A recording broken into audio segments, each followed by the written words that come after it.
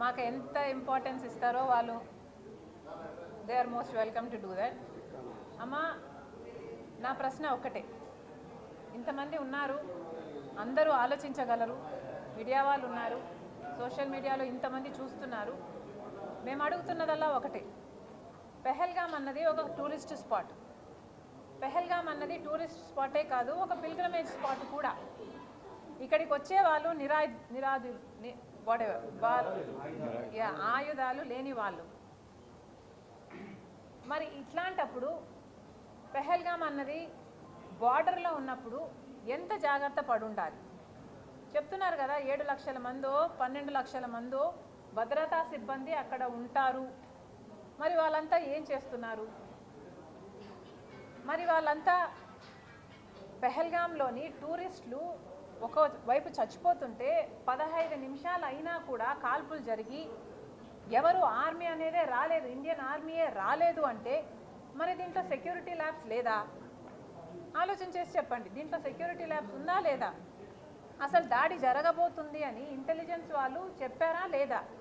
Intelligence labs ఉందా లేదా? BJP ఈరోజు ఇంటెలిజెన్స్ను కూడా వాళ్ళ ఇంటర్నల్ ఎనిమీస్ కోసం వాడుతుంది అనడంలో తప్పుందా? ఎక్స్టర్నల్ ఫోర్సెస్ మన దేశం మీదకి వచ్చి బార్డర్స్లో మనల్ని అటాక్ చేస్తున్నాయంటే మరి ఇంటెలిజెన్స్ మీకు చెప్పలేదు అంటే మరి ఆ ఇంటెలిజెన్స్ ఆ నెట్వర్క్ అయినా దేనికి వాడుతున్నారు ప్రధానమంత్రి, హోంమంత్రి గారు? మరి హూ ఇస్ రెస్పాన్సిబుల్ అండి? పక్క దేశం వాళ్ళు, పాకిస్తాన్ వాళ్ళు, మన శత్రువులుగా మనల్ని భావించే వాళ్ళు బార్డర్లో ఉన్న ప్రాంతంలో కూడా మనం ఇట్లా అశ్రద్ధగా ఉంటే మరి someone has to be held responsible కదా. అగ్రీడ్, ఇది మన దేశం మీద జరిగిన దాడే, ఇందులో అనుమానం లేదు. అందరం ఒక్కటిగా నిలబడ్డాం. పాకిస్తాన్ వాళ్ళకి ఎట్లయినా బుద్ధి చెప్పాలి అన్న అంశంలో మేము కూడా డిఫర్ కావడం లేదు. నిజంగానే చేయాలి, వాళ్ళు మళ్ళీ ఇలాంటి దాడులు చేయకుండా వాళ్ళకు గట్టి బుద్ధి వచ్చేటట్టు చేయాలి. కానీ ఇప్పుడు జరిగిన దానికి ఎవరు బాధ్యత వహించాలి? సెక్యూరిటీ ల్యాబ్స్ నిజంగానే లేదంటారా? ఒకసారి ఆలోచన చేసి చెప్పండి.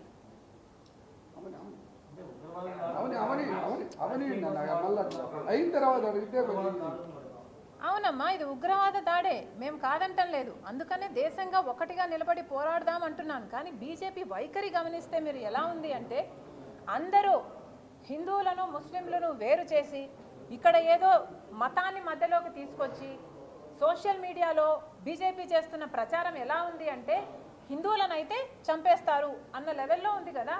గమనించాల్సిన విషయం ఏమిటంటే ఒక ముస్లిం కూడా ఉన్నాడు అక్కడ చనిపోయిన వాళ్ళల్లో. ఆ ముస్లింలు టూరిస్టులను కాపాడే ప్రయత్నం చేస్తూ ఒక ముస్లిం కూడా చనిపోయాడు. ఇది కూడా గమనించాలి కదా. ఇక్కడ మనం ఆలోచన చేయాల్సింది మతం గురించి కాదు, మతం బేస్ చేసుకొని దీన్ని చూడొద్దండి అనే చెప్పడానికే మేము ప్రయత్నిస్తున్నాం. ఇది దేశం మీద జరిగిన దాడి, కానీ బీజేపీ దాన్ని ఎట్లా ట్విస్ట్ చేస్తుంది, ఎట్లా నరేషన్ బిల్డ్ చేస్తుంది అనేది it's disgusting. Okay,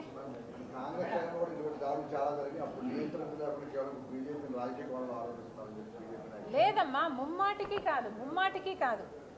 Narendra Modi గారు అక్కడ సెక్యూరిటీ సరిగ్గా మేము అందించలేము అన్న విషయము ప్రజలకు ముందే చెప్పునుంటే అదొక తీరుగా ఉండేది. కానీ నరేంద్ర మోడీ గారు టూరిస్టులకి ఇది సేఫ్ ప్లేసు అని నరేంద్ర మోడీ గారే ఒక టూరిస్ట్ క్యాంపెయిన్ లాగా, ఈయనే ఒక టూరిస్ట్గా అంతా తిరుగుతున్నట్టు, ఆ ప్రాంతం చాలా సురక్షితంగా ఉంది, ఈయన బ్రాండ్ అంబాసిడర్గా. ఇంత టూరిజం పెరిగింది అంటే దానికి కారణం ఎవరు? వీళ్ళు చేసిన ప్రచారమే కదా.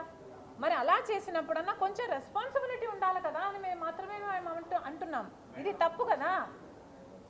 సెక్యూరిటీ ల్యాబ్స్ ఉందా లేదా ఒప్పుకుంటారా లేదా? ఉంది అంటే మరి రాజీనామా చేయాలా లేదా మోడీ, అమిత్ షా? ముమ్మాటికి చేయాలి.